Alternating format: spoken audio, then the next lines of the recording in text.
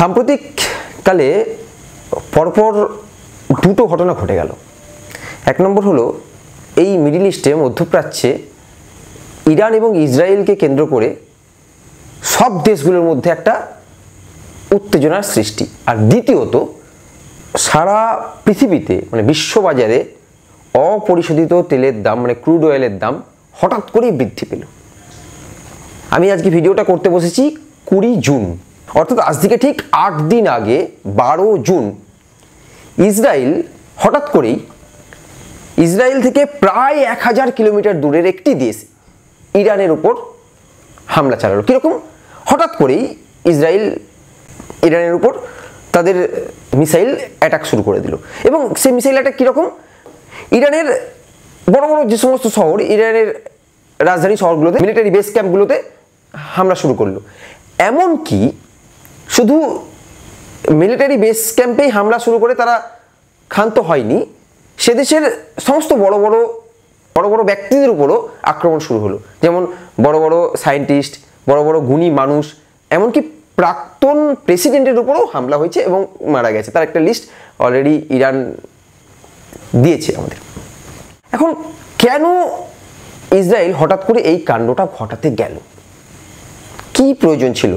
আমরা এতদিন জানতাম মধ্যপ্রাচ্যে ইসরায়েলের সাথে প্যালেস্তাইনের সব দিনই, ছোট থেকেই আমরা দেখতে পাচ্ছি ইসরায়েল প্যালেস্তাইন একটা যুদ্ধ হচ্ছে। হঠাৎ করে ইসরায়েলের কি মনে হলো যে তারা ইরানের উপর হামলা করতে গেল কেন? এবং তারপর আমরা দেখলাম যে বিশ্বের বিভিন্ন দেশ, যেমন আমেরিকার প্রেসিডেন্ট ডোনাল্ড ট্রাম্প, সে আবার ইসরায়েলকে স্বাভাবিকভাবে সব দিনই ইসরায়েলকে সমর্থন করে। সেখান থেকে দেখলাম যে ইরানকে যুদ্ধবিরতি হতে বলছে। বিশ্বের অন্যান্য নেতারাও যুদ্ধবিরতি চাইছে। এই সমস্ত অ্যাটাকই ইসরায়েল মোটামুটি 8 থেকে 10 থেকে 12 ঘন্টার মধ্যে করে। এই পুরো ব্যাপারটা বুঝতে ইরানের একটু টাইম লেগেছিল। তারপর ইরান 12 ঘন্টার মধ্যেই ঘোষণা করলো যে চলো প্রতিশোধ নেওয়া হবে।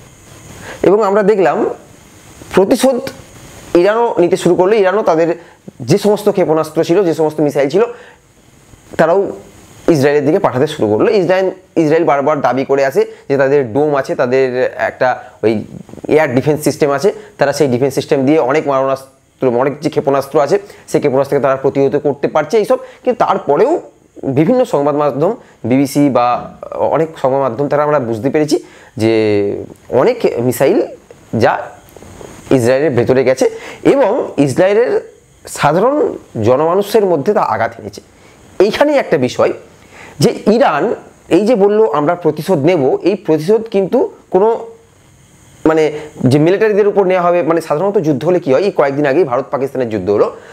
আমরা কি দেখলাম? ভারত অপারেশন সিন্দুর নামে যে অ্যাটাকটা করতে শুরু করলো, সেই অ্যাটাকটা কিন্তু কোনো পাকিস্তানে কিন্তু কোনো সিভিলিয়ানের উপর নয়, কোনো সাধারণ মানুষের উপর নয়। পাকিস্তানের যে সমস্ত জঙ্গি ঘাঁটিগুলো বা মিলিটারি বেস ক্যাম্পগুলোকে ঘুরিয়ে ভেঙে দেওয়ার চেষ্টা করলো পাকিস্তানি, একইভাবে সেগুলোকে আটকানোর চেষ্টা, আমাদের যে সমস্ত বিমান ফিমান ধ্বংস করেছে বা পাকিস্তান যেগুলো অ্যাটাক করেছে সেগুলো একই। কিন্তু ইরান এক্ষেত্রে একদম ওইসব কিছু মানেনি। ইরান বলেছে চলো আমাদের এই লোক, আমাদের দেশের অত্যন্ত গুরুত্বপূর্ণ ব্যক্তিদের মেরেছে, আমাদের প্রাক্তন প্রেসিডেন্টকে মেরেছে, আমাদের রাজনৈতিক ব্যক্তিদের খুন করেছে, চলো আমরা কোনো কথা না, একদম সাধারণ মানুষকে মারবো। কাকে মারবো আমরা জানি না। বড় বড় শহর জেরুজালেম, ফরজাম মতো বড় বড় শহরগুলোতে তারা অ্যাটাক করেছে। এরপর ইসরায়েল থেকে জানানো হয় এবং ডোনাল্ড ট্রাম্পও জানিয়ে দেয় যে ইরান যাতে সংযত হয়। এরপরেও ইরানকে সংযত হতে বলা হয়েছে। আচ্ছা, এখন প্রশ্ন আসে এই যুদ্ধটা কেন? হঠাৎ করে কি প্রয়োজন ছিল যুদ্ধের? 1980 সাল নাগাদ ইরান তারা চাইছিল যে তারাও তাদের দেশে নিউক্লিয়ার পাওয়ার স্টেশন বানাবে, অর্থাৎ পারমাণবিক শক্তিধর একটা দেশ ইরানও হবে। পৃথিবীতে অনেকগুলো পারমাণবিক শক্তিধর দেশ আছে আমরা জানি, যেমন আমেরিকা, রাশিয়া, চীন, পাকিস্তান, ভারত আছে, ইসরায়েল। এবং ইরানও চাইছিল যে আমরাও পারমাণবিক শক্তিধর দেশ হব।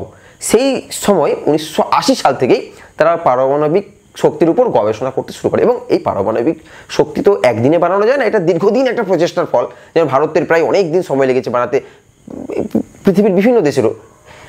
অলরেডি মানে যেই সময় ইরান বলল যে আমরা পারমাণবিক শক্তিধর দেশ হব বা আমরা পারমাণবিক শক্তিধর দেশ হতে চাই, সেই মুহূর্তেই হঠাৎ করে ইসরায়েলের মনে হলো আমার আশেপাশে কোনো দেশ পারমাণবিক শক্তিধর দেশ হবে, এটা আমার পক্ষে কিন্তু ভালো না। হুমকি। মানে ইসরায়েলের প্রথম থেকেই এরকম একটা মনোভাব যে ইসরায়েল পার্শ্ববর্তী কোনো দেশ যদি নিউক্লিয়ার পাওয়ার স্টেশন তৈরি করতে থাকে তাতেই তাদের মনে হয় ইসরায়েলের যে সেটা তাদের উপর হুমকি। এটা কেন যায় না, এটা ইসরায়েলের বারবার মনে হয়েছে।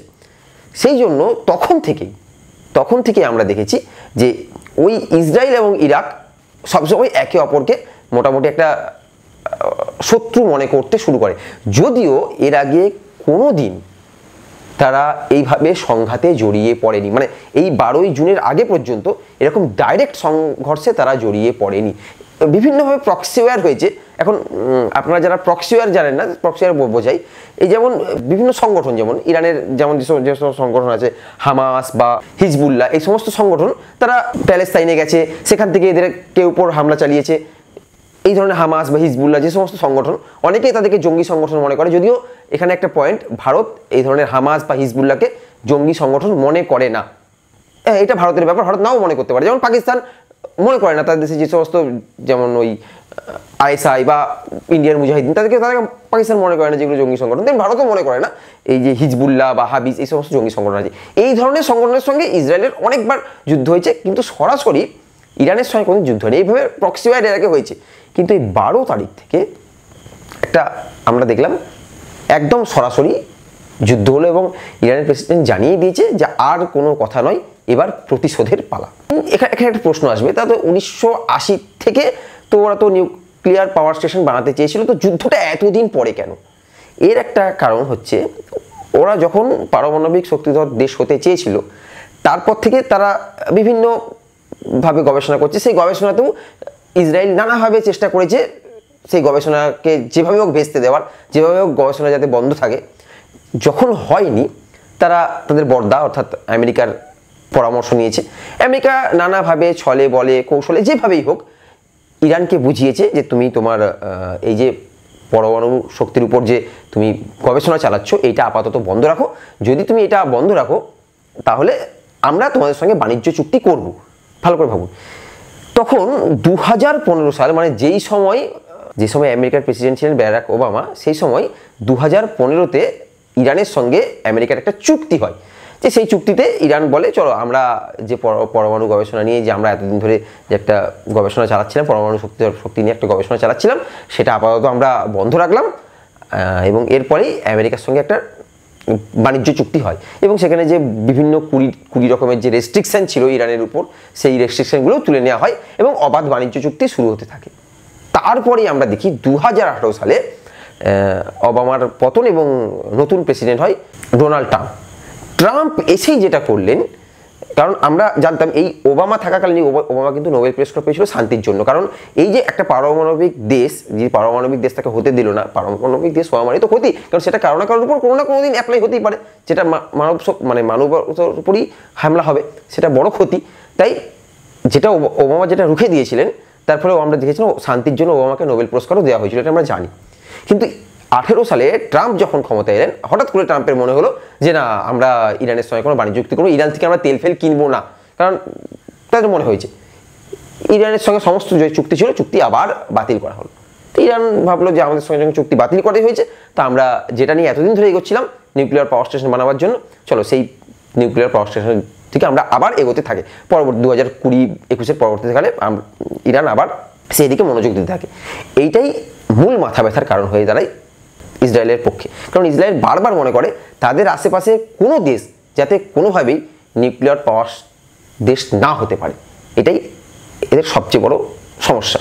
এখন যদি আজকে 8 দিন, আমি জানি না কালকেই মানে পরমাণু যুদ্ধ হবে কিনা, বা কালকেই অন্য কোনো দেশ এই যুদ্ধে জড়িয়ে পড়বে কিনা জানি না, বা এখানেই শেষ হয়ে যাবে কিনা, বড় বড় নেতৃত্ব এসে যুদ্ধটাকে বন্ধ করবে কিনা, কিন্তু এই অবধি যা খবর তা হলো বিষয়বস্তু মোটামুটি এই। তবে আরেকটা কথা বলি, যুদ্ধ হলে কি হবে, মানে এই যুদ্ধটা কি ওই রাশিয়া ইউক্রেন বা ভারত পাকিস্তানের মতো একটা আঞ্চলিক যুদ্ধ হয়েই থেকে যাবে, নাকি এই যুদ্ধটা আরও ভয়াবহ কোনো পরিস্থিতি হতে পারে? দেখুন, 2-3টে পয়েন্ট তো একদম চোখে দেখাই যাচ্ছে।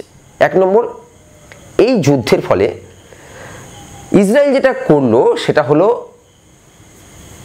গাজার উপর একটা সারা বিশ্বের চোখ ছিল যে গাজাতে কীরকমভাবে মানুষদের উপর অত্যাচার করা হয়েছে, কীরকমভাবে ভেঙে গুঁড়িয়ে দেওয়া হয়েছে, সাধারণ মানুষদের উপর কী রকমভাবে ক্ষতিগ্রস্ত করা দেওয়া হয়েছে। ফলে বিশ্বের বিভিন্ন দেশ যে গাজার উপর মানে অন্তত মানবাধিকার সংগঠনগুলো যারা গাজার উপর দৃষ্টি নিক্ষেপ করছিল, সেই ফোকাসটা কিন্তু আস্তে আস্তে ইসরায়েল সরিয়ে ফেলতে পেরেছে খুব সুকৌশলে। এখন সারা বিশ্বের ফোকাস কিন্তু ইসরায়েল এবং ইরানের দিকে। ফলে গাজাতে এত মানুষ মারা গেল, এত শিশু নারী সহ তাদের উপর এত অত্যাচার হলো, সেইটা কিন্তু মানুষ ভুলতে শুরু করবে। দ্বিতীয়ত যেটা হবে, একটা যুদ্ধ হওয়া মানে বিশ্ববাজারে তেলের দাম অস্বাভাবিক হারে বৃদ্ধি পাবে। অলরেডি যেটা হয়ে গেছে। আর আমরা ভালো করে জানি তেল ছাড়া কিন্তু কিচ্ছু হয় না, কিচ্ছু না।